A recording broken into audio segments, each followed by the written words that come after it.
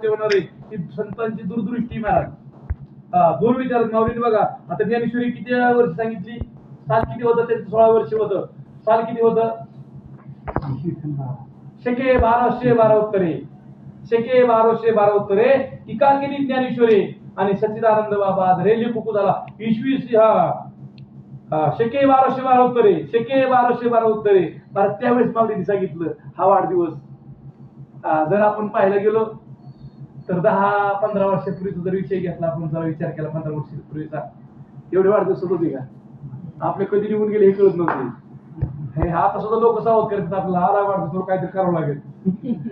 खर्च केल्याशिवाय वाटत नाही जायला. दिवाळी नाही म्हणले, दिवाळी निघल्याशिवाय दिवाळी झाल्यासारखं वाटत नाही. मग आज तुम्ही सांगा, पण माझे माऊली सांगतात हा वाढदिवस नाही, आयुष्य वाढतं नाही, आयुष्य कमी होते, वय वाढते. आता तुम्ही आपण सावध झालं पाहिजे, सगळं झालं पाहिजे. खिशातला बॅलन्स गेल्यावर आम्ही सावध होतोय, कमी व्हायला सावध होतोय, पण केस पांढरे व्हायला तरी आम्ही सावध होत नाही. आणि म्हणून ह्या निमित्ताने आपल्याला सावध व्हायचे. आणि खरे जे सावध झाले बरं का, आमचे हरिभक्त परायण अजित भाऊ खटके असतील, तसेच दुसरा दुर्गेश्वर प्रयोग आमचे हरिभक्त परायण सचिन भाऊ देवकाते यांच्या धर्मपत्नी आमच्या मॅडम. आज देवकाते मॅडमचा सुद्धा आज असताना जन्मदिन आहे. अभिष्ट चिंतन सोहळा आहे. आता हा दुर्गेश्वर प्रयोग गाठून आलाय सगळा का नाही. आणि त्या निमित्ताने थोडस आपल्याला काय करायचे, प्रवचन. कारण मग अशी सुंदर अशी प्रवचन झाली हरिभक्त परायणचे जयदीप महाराज झगडे. त्यांना तर आव्हानाचं आपलं हात तरी तिथं आहे सबाई बाहेर का नाही. आणि फटाफटा फटाफटा फटाफटा दणके चालूच होते. तसेच आज खऱ्या अर्थाने पहिल्यांदाच आमच्या गुरुताई त्यांनी सुद्धा थोडं मनोगत त्यांचं व्यक्त केलं. ताईंनी सुद्धा बरं का, साहेब आपल्याला सुद्धा असं झालं पाहिजे जराशी, थोडंसं आतून झालं पाहिजे. ताई असतील, त्यानंतर हरिभक्त परायण सुकुंडीताईंनी सुद्धा थोडक्यामध्ये सार आपलं विचार मांडले सुद्धा. कारण एवढ्या तळमळीने आपले सुकुंडी भाऊ असतील, राजेभाऊ सुकुंडे असतील, सुकुंडीताई असतील, त्या सुद्धा एवढ्या आवर्जून उपस्थित आहेत. खडकीरावण गावावरून आले बरं का. खडकीरावण कधी आलेत? दुपारी आलेत ते बरं का. दुपारी म्हणजे मला वाटतं सकाळचाच प्रहर होता. एवढ्या लोकांना तेव्हापासून असणार सत्संगामध्ये सर्व कुटुंब आहे त्यांचं सुद्धा आहे. आत्ताच्या आले साधक तसे जयदीप महाराज झगडे. आता मी मागाशी दुपारी बोलून गेलो, एवढं या पाहिजे त्यांचं लोक तबली करायला दारा काढा बाकीच्या बसली नाही. पण एवढं सगळं असून त्यांनी सुद्धा भरपूर वेळेला उपस्थित आहेत. आणि आपण सर्वच भागवत आमच्या हरिभक्त परायण प्रसाद भाऊ काशीवरून आले बरं का ते आमच्यावरून आहे. आणि असे सर्वच आसपासचे सर्व भागवत आहात. आपल्या सर्वांच्या उपस्थितीमध्ये सुंदर असा असणारा सगळ्यांनी हा आनंद घेतलाय महाराज. कारण हा आनंद महाराज आपण पाहतो इतरत्र नाही, इतरत्र नाही. कारण आमच्या साधू संतांनी सांगितलं, कारण या संसारामध्ये सब दुखिया रे, सुखिया कोई नाही रे. राजा दुखी प्रजा दुखी.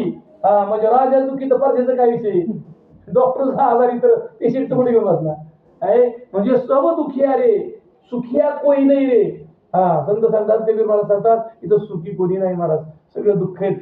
हे दुःखाची कोठार धरल्यात, पण हे सुखाचं पांघर आपण दाखवते लांबनं दुरून. काय म्हणले, साजरे डोंगर साजरे काय दुरून लई बरं दिसतंय महाराज, पण जवळ गेले आपल्याला माहिती. आणि ह्या दुःख बांधवडी संसारामध्ये सुखाची कहाणी नाही. कारण म्हणून मूर्ती लोकी सुखाची कहाणी ऐकी गेलं कोणाची श्रवणी, कैची सुखदित राहणपूर निंगळाच्या. संत म्हणतात अविस्तो हातारला त्यात झोप येईन का शांत, राखाड निखारीत.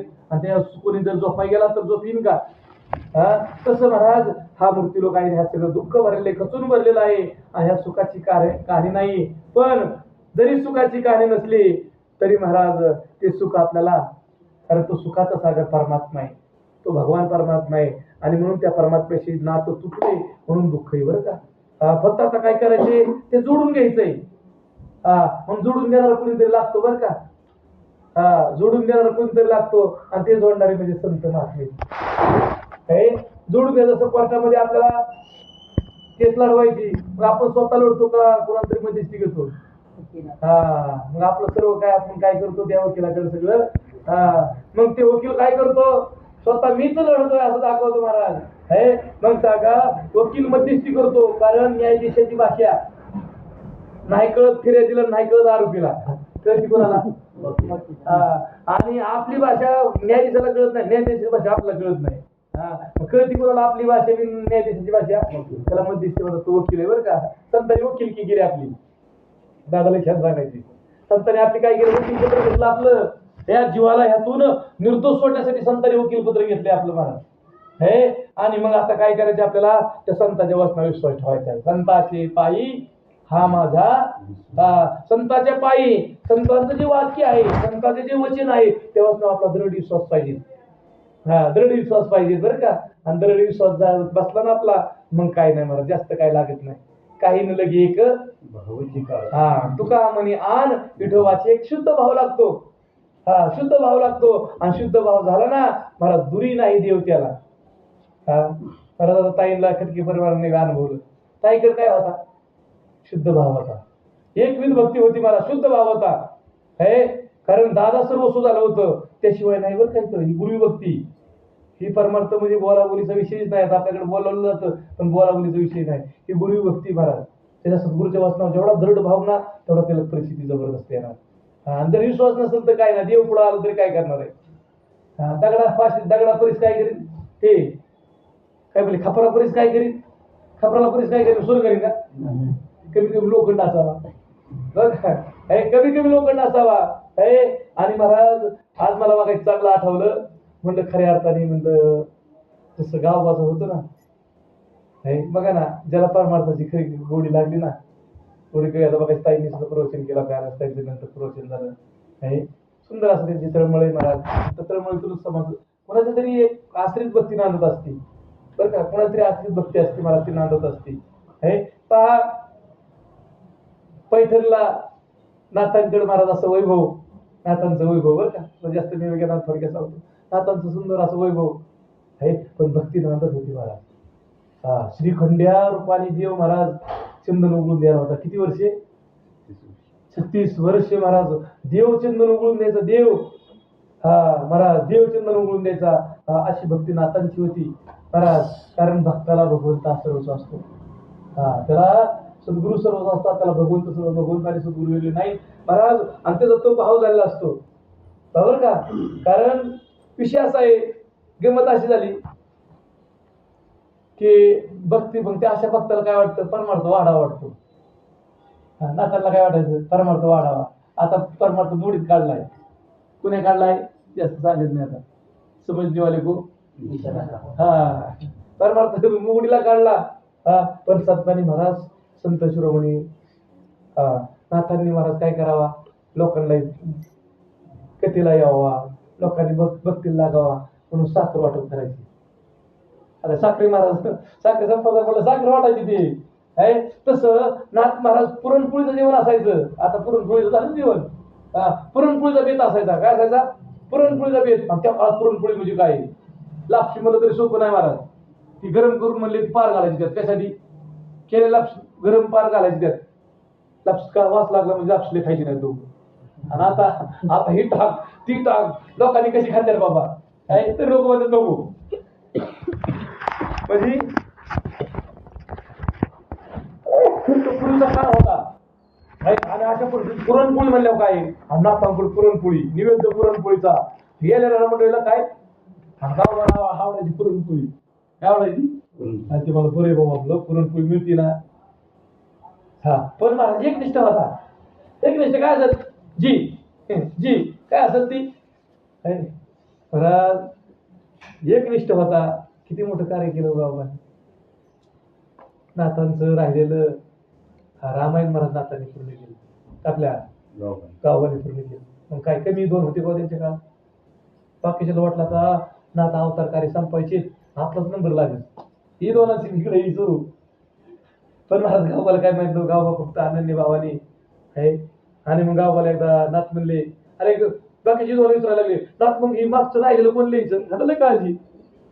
असं असतं लय काळजी यायला बिन कामाची. आणि म्हणले तिथे लिहायला नाथ मला तुमचं नाथ, त्याला वाटत आपलं नाव असं येईल, त्याला वाटत माझं नाव येईल. ते म्हणलं त्यांना अहंकार झालाय. नाथ म्हणले त्यांना अहंकार झालाय म्हणले, पण अहंकाराने काय कार्य होत असतं काय म्हणले. अहंकाराने कार्य होत नसतं महाराज. जेव्हा समर्पण भाव होत असतो तेव्हा कार्य होत असतं. मग त्यांनी ओळखलं हे सगळे अहंकाराने झालेले. हे यांना विद्वत्तेचा यांना ज्ञानाचा अंकार आलाय. अरे म्हणले तुम्हाला वाटते काळजी, माझा गावबा करीन म्हणले ते. अपूर्ण राहिलेल्या मुखातून महात्म्याचा शब्द गेला, हे गावबा करीन महाराज. होय गावबाला म्हणलं तर गावबा जी महाराज. त्याला वाटलं काय दुसरं काय करायचे, काम करायचे काय नो हे, आणि हा करतो देऊन टाकला महाराज. बाकीची मुले अरे काय सांगितलंय तुला माहिती का, तुला काय सांगितलंय का, हे काय पुरणपोळी खायची नाही. हा पण महाराज निष्ठावंत भाव भक्ताचा सुधर्म, हा निष्ठा होती महाराज, श्रद्धा होती. कोणी करून घेतलं महाराज, कोण करून घेत असतं हे. म्हणून तुम्ही जे असणार तुमचा जो विश्वास आहे, श्रद्धा आहे, तुम्ही केलेली सेवा आहे महाराज. आणि ह्या सेवेमध्ये भगवंत पिळून घेत असतो बरं का. सुरुवातीला ऊसातून चरख्यातून ऊस पिळल्याशिवाय रस निघत नाही. रस काढतो म्हणजे असं गोदरून निघेल का पिळवावं लागेल त्याला. पिळू पिळू पिळू पिळू घेतो कोण, मालक त्याला उसाला. तसं भगवंत आपला संसार पिळू पिळू पिळू पिळू नको काय करू असं होतं महाराज. असं पिळून पिळू घेतो, पण तो त्याच्याकडे घेत असतो त्यावेळेस. तो निराकून आपल्याला घेत असतो माय बापांनो. आणि कधी कधी काय करावं काय नाही असं दुविधा अवस्था होती. मग उगाच सांगितलं का हो, राष्ट्रसंत तुकडोजी महाराज उगाच सांगितलं का, सांगा मी काय करू. अशी स्थिती होती महाराज. आणि ती स्थिती लय महत्वाची असते. पण त्या स्थितीत टिकून जो राहतो, हा जो पुढं पाऊल टाकतो, मग भगवंत त्याला जवळ घेतो. आणि मग ते म्हणतो आता काय नाही, आता देवा तो जर भेटला काय पाहिजे सांगा ना. हा अरे सगळं तुझं वैभव आहे, सगळं तुझं आहे. हा महाराज सगळं. तसं बाबा एक उदाहरण, दादा उदाहरण सांगायची म्हणजे काय झालं महाराज. पूर्वी राजाचा मुलगा राजा व्हायचा का नाही. ती गादी कोण चालवायचं, राजाचा मुलगा राजा काय गादीवर बसायचा. मग गादी बसायचं. मग एकदा काय झालं, एक असा असणारा महाराज विद्वान राजा आहे, एवढा दानशूर आणि एवढाच प्रजेला आहे, प्रजेला एवढं हे करणारा. मोबाईल सगळं हा मोबाईल बंद आहे आता सध्या. आणि मग विषय असा आहे, असा तो दानशूर राजा, असा म्हणजे न्याय देणारा राजा. पण महाराज पोटी संतान नाही. आता ते मला आता आपलं वय झाले, आता राजगादी कोणाला तरी बसवावं लागेल. आता आपल्याला तर काही मुलगा हे विषय नाही, मग करायचं कोणाला बसवायचं. कोणाला जर बसवलं राजगादीवरती, हा महाराज नाकडे तलवार दिल्या पाहिजे.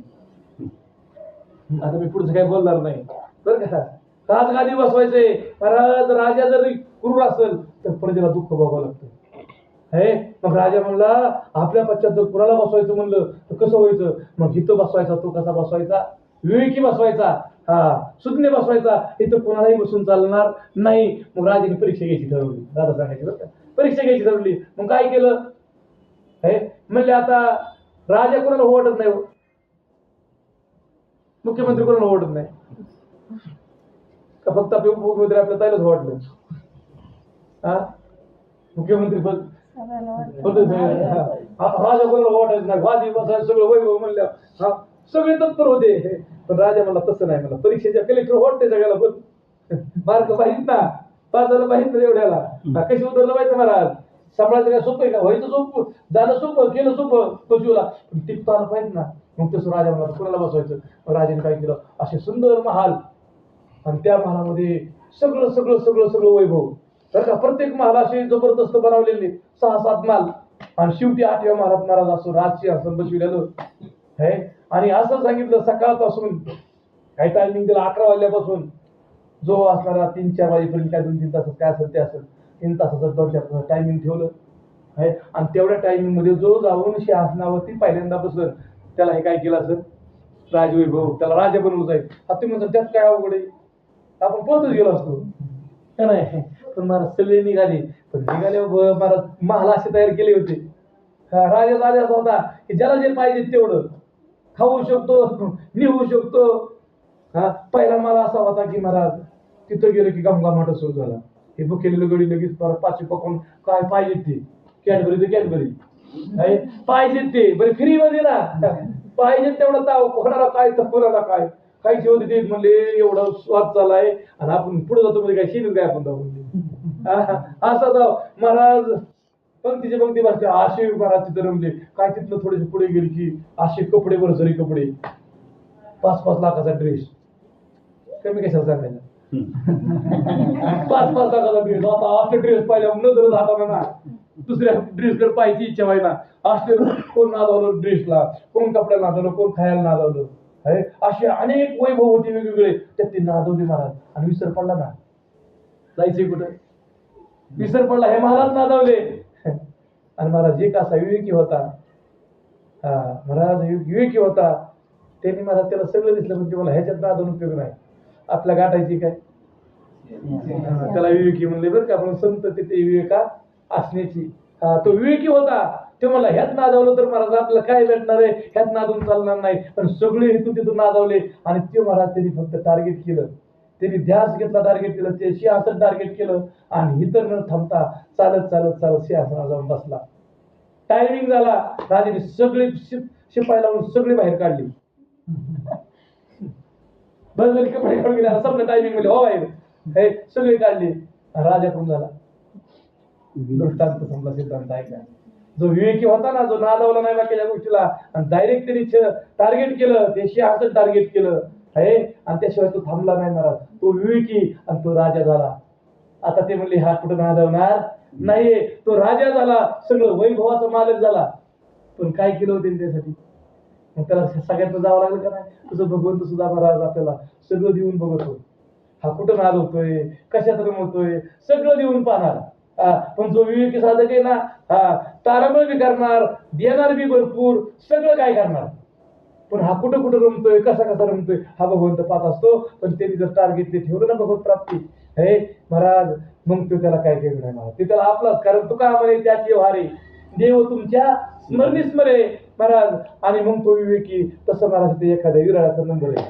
विरळा ऐसा कोणी तो का त्याशी लोटांगणी. आणि म्हणून ज्यांनी जे टार्गेट ठेवलं ना, अशा गुरुबाई संगीतामाई असतील, दादा बाबा असतील किंवा तुम्ही आहात महाराज, तुम्ही तेच केलं. एवढ्या अडचणीत एवढ्या हातनं पिळून काढलं, पण नाही महाराज द्यास. आणि हेच करायचे आपल्याला. आणि आता तुमचं मागणं ते, कारण आपण सकाम बघतोय सुरुवातीला महाराज, कुणी आता सकामच आहे. देवाकडे येताना एवढं आपण निळ भरायचं ऐकलं नाही. सांगा बरं, सद्गुरू प्राप्तीसाठी कुणी धरलं? अन्न पाणी त्याग केलं, कुणी केलं? आपण तर नाही बाबा. काय का तुमचा नंबर कुणाचा? डेंग्याला उभे केले आपण महाराज. हे उभे करतात ना, भोपळ्याचा, कारल्याचा. आणि डेंग्याला वारा सुटलं काय होतं? गेलं डेंग्या, भोपळा. तसं आपलं डेंग्याला लय चांगलं असतं, लय बरं असतं. घेतलं म्हणजे असं होतं, तंग होतं. डेंग्याला उभे केले, पण त्याला बळकटी आल्या मग नाही हालत बरं का. नाथ महाराजांसारखं नाताने तर नतरलं होतं. देवाला म्हणले तुला आम्ही ओळखत नाही, आम्ही तू कायचा दावा करीत असे. देवाला म्हणले तुला आम्ही बोलवलं नाही, तुझं लागे ते कुठं बोलावले कोणी? प्रथाला वाचून आला शिका महाराज. पण देवाला सुद्धा आनंद झाला निळूबरांचं महाराज. कारण निळूबरांनी तो ध्यास घेतला होता. त्याला माहित होतं देव हा कसा आहे, नटधारी, भोगू भोगुनी ब्रह्मचारी. हे जर काय करणार नाही, यो कधी आता निश्चय आणि कसं काय करी सांगता येत नाही. पण ह्याला कळण्यासाठी सद्गुरूची गरज आहे. म्हणून देवाचा दावा न करता सद्गुरूचा दावा केला तो, आणि तो वेगळा नाही. पण महाराज त्यावेळेस भगवंताला खऱ्या अर्थाने जसं निळोबरायांची दया आली, अरे खरंच निळा तो श्रेष्ठ आहे, तू सद्गुरुनिष्ठ आहेस आहे. आणि म्हणून सगळ्यात श्रेष्ठ सद्गुरुनिष्ठ म्हटलं की आज निळोबरायांचा नंबर लागतो. तसं आपल्याकडे गुरुविभक्ती आली. माई बापांनो, ताईंनी माझ्या तेच दादाला दिलं, दादांनी माझ्या श्रीपादाबाला तेच दिलं आहे. दादा आता काय सांगायचंय, आता कधी कधी आपलं बोलायला लाज वाटते. म्हणून महाराज काय भाव असतो, शुद्ध भाव काय असतो, हे दादांकडून आपण जवळ अनुभवलं. बरेच म्हणजे दादांचा विषय असा होता, गळा डोळ्याला लागला गाव. अहो अनुग्रह सुद्धा नव्हता मला, अनुग्रह सुद्धा नव्हता. हे तात्या महापुरुषांचा सहवास लाभला होता. ज्यावेळेस तात्याविषयी महाराज सर सांगतात, वैद्य सर आपले हे सर, ते ज्यावेळेस तात्याविषयी काही मंडळी बोलले ना, ते म्हणजे हो का काय बोलायचे, मला बोलायचं, माझ्या गुरुला बोलायचं नाही. दादांनी सांगितलं नाही बरं काही. स्वतः ते शिंदे सर म्हणले माझ्या गुरुविषयी बोलायचं नाही, तुम्हाला काय बोलायचं ना मला बोला. ते काय म्हणले, ते फक्त काय तुमचे गुरु म्हणले, नाही त्यांना अनुग्रह नाही, त्यांना काय एवढंच. अनुग्रह नव्हता दादांना. दोन्ही डोळ्यात गळगळ लागल्या होत्या. दादांनी ते ठेवल्यावरती अनुभव त्या शिंदे सरांनी जे जामीनच ना त्यांनी सांगितलं. शिंदे सरला असा प्रश्न पडला, अरे दादांना जर सद्गुरू भेटले, आपले पाहुणे दादाला जर सद्गुरू भेटले आणि हा ब्रह्मनामाचा उपदेश भेटला, तर महाराजांची किती म्हणजे पूर्णत्वाला हे जातील, किती मोठं कार्य होईल. आणि महाराज मग दत्तगुरू दादांनी विनंती केली, हा विषय ऐकला ना, अरे मी काय करू, मी तर पहिला गुरु केला, मी काय करू. दत्तगुरूला हात जोडले. दत्तगुरूंनी ज्यावेळेस दृष्टांत दिला ना, त्यावेळेस दादांनी नामाचा स्वीकार केला. अनुग्रहाचा स्वीकार केला. आदेश आला दत्तगुरूंचा, तुम्ही नामाचा स्वीकार करा. आणि मग दादांनी मागे पाहिलं नाही महाराज, चिंतन केलं. चिंतने तद्रुपता. आणि मग कुणी विचारलं